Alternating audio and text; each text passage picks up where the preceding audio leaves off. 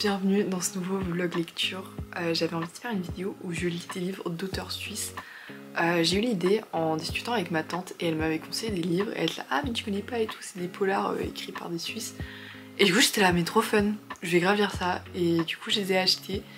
Le premier que j'ai commencé c'est Le Dragon du Mouvement de Marc Woltenhauer et l'autre c'est Le Philatéliste de Nicolas Freud, je crois que c'est ça.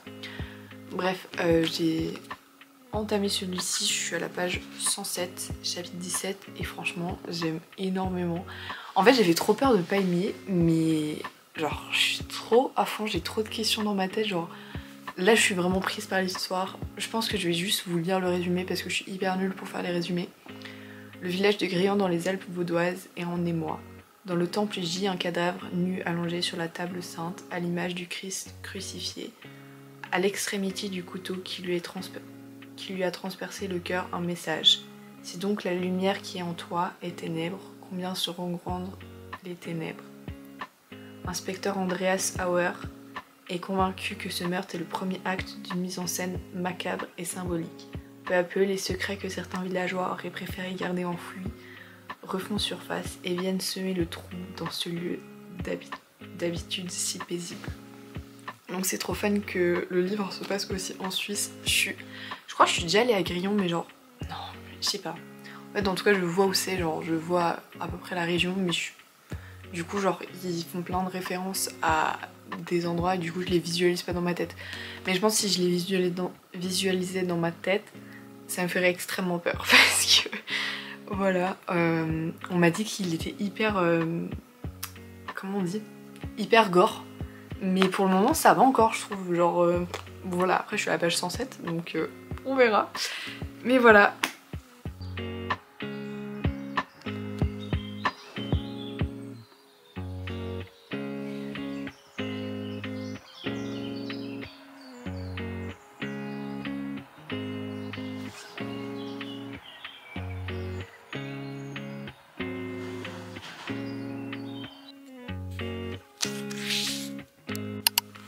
Bon, trop lente, mais j'ai le même pull que la dernière fois, alors qu'on est genre une semaine et demie plus tard. On est quel jour là? On est le 14 mai, j'ai commencé je crois le livre le 4 mai, donc s'agirait de se bouger le cul. Mais ça va, là je suis à 64% et en fait c'est juste que là puisque je suis en période de révision, en fait je n'ai pas le temps de lire et la dernière semaine de cours était hyper intense. Enfin bref, du coup je suis à 64%, chapitre 70. Page 398, donc il me reste 200 pages à lire et franchement j'aime de plus en plus le livre. Je suis hyper intriguée et ce que j'aime trop dans le livre c'est que on a un peu le point de vue du meurtrier et en fait je trouve ça trop intéressant parce qu'en plus chaque fois qu'il parle du meurtrier c'est écrit l'homme qui n'était pas un meurtrier et après il y a toute une description sur lui et je trouve ça hyper intéressant et genre là j'ai l'impression qu'on est à ça de savoir mais il reste 200 pages du coup je suis là genre mon dieu. Mais je trouve que c'est vraiment hyper bien fait comment c'est mené etc. Mais je trouve que c'est quand même hyper lent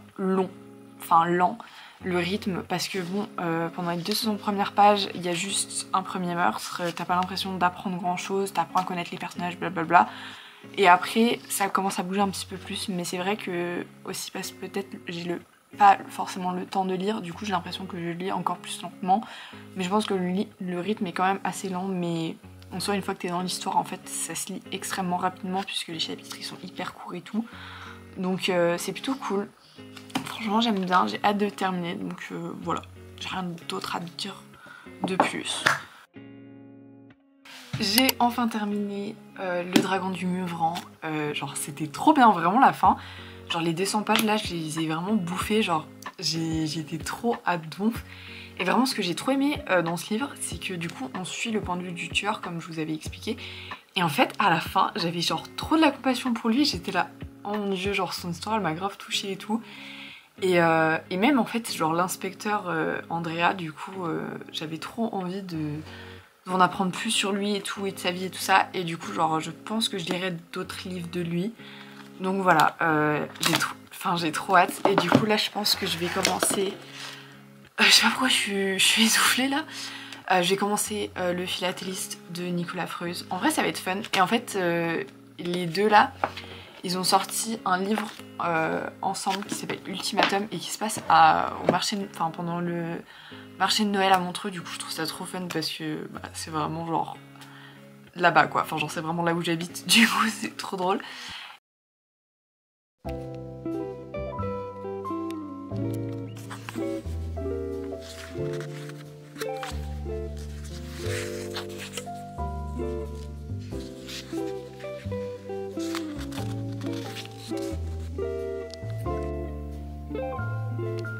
Bon, je me suis tachée, mais on va faire comme si on voyait pas. J'ai bien entamé ma lecture de Le Philatéliste de Nicolas Freuse. Je suis à la page 127, chapitre 19.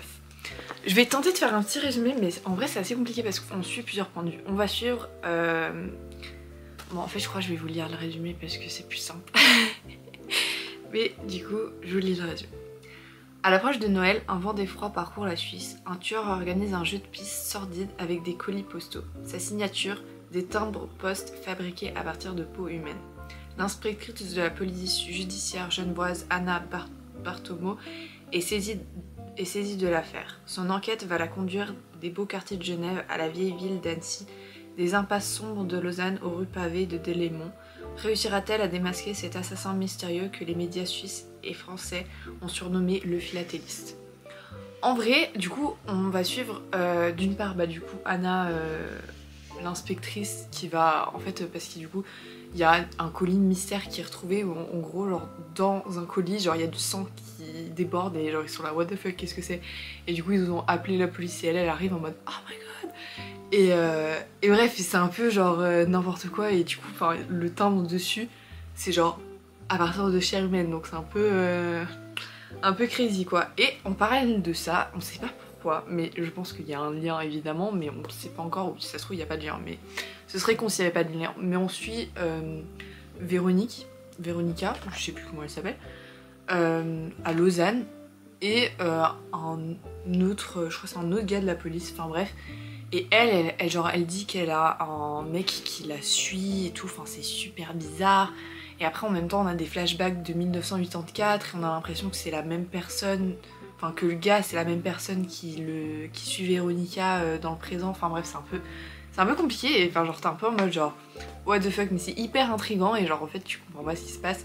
Et le fait que les chapitres ils soient courts et que à chaque fois genre on alterne un peu de point de vue, bah c'est sympa et du coup genre bah, chaque chapitre se finit un peu genre sur un truc, sur une phrase où t'as envie de lire la suite et bah voilà ça se lit rapidement donc je suis contente. En vrai je pense que je peux essayer de le finir ce week-end, ce serait trop fun, mais voilà. Donc voilà pour le petit update.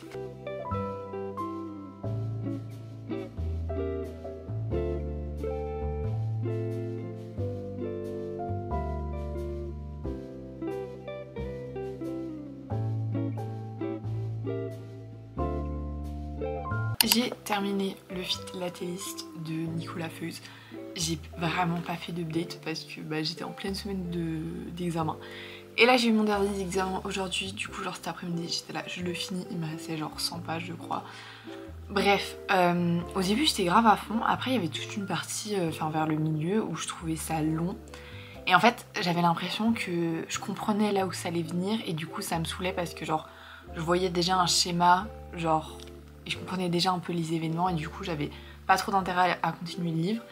Et en fait aussi genre, je sais pas pourquoi mais l'écriture, d'un coup j'avais l'impression qu'elle avait changé. J'avais limite l'impression de lire un article de journal où je sais pas en fait il y avait vraiment beaucoup de services précis de la police et tout et chaque fois, enfin du coup en fait je me suis un peu perdue dans les explications et tout et genre j'étais en mode, il y a plein de chapitres genre qui étaient inutiles selon moi.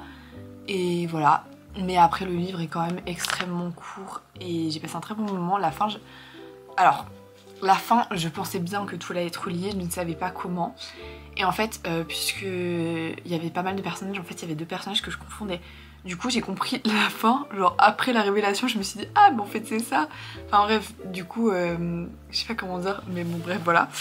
Sinon il y a un autre élément de la fin, je m'y attendais tellement pas. Genre j'étais là genre... Et voilà j'ai trouvé ça assez beau mais en fait J'aimais trop l'enquêtrice, justement, Anna, comment elle s'appelle, Anna Bartomo, mais justement j'avais l'impression qu'il y avait eu d'autres livres avec cette enquêtrice, et du coup il y avait plein de refs à d'autres livres que j'avais pas du coup, puisque, enfin voilà. Mais en tout cas, ça m'a donné un peu envie de lire ces autres livres, tout comme de Mark Woltenhauer en fait finalement. Donc voilà les deux petits livres que j'ai lus. En vrai c'est deux lectures que je vous conseille. Lui j'ai mis 4 étoiles et lui j'ai mis 3 étoiles et demie, justement parce que genre je sais que c'est une lecture où je vais peut-être moins m'en souvenir, même si voilà, elle était quand même assez sombre on va dire. Voilà, au niveau genre parce qu'on m'avait dit que c'était assez gore, en vrai genre, enfin oui, il y avait des trucs c'était assez gore, mais en fait pour moi il n'y avait pas assez de description pour vraiment rendre le truc hyper immersif où t'as l'impression que genre ça se passe devant toi.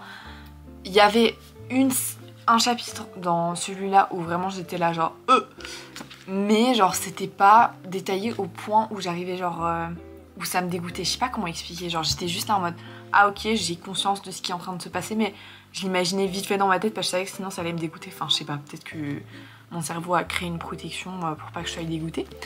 Mais bref, je vous conseille de lire ce livre, donc Le Philatéliste, dans les alentours de Noël, parce que ça se passe à Noël. Enfin bref, j'ai l'impression de m'éparpiller et de dire n'importe quoi. J'espère que cette vidéo n'était pas trop décousue et qu'elle ait un minimum de sens et qu'elle vous a un minimum plu et que je vous ai donné un minimum envie de lire ce livre. Enfin, de ces deux livres. Donc voilà, moi je vous souhaite le meilleur et je vous dis à la prochaine.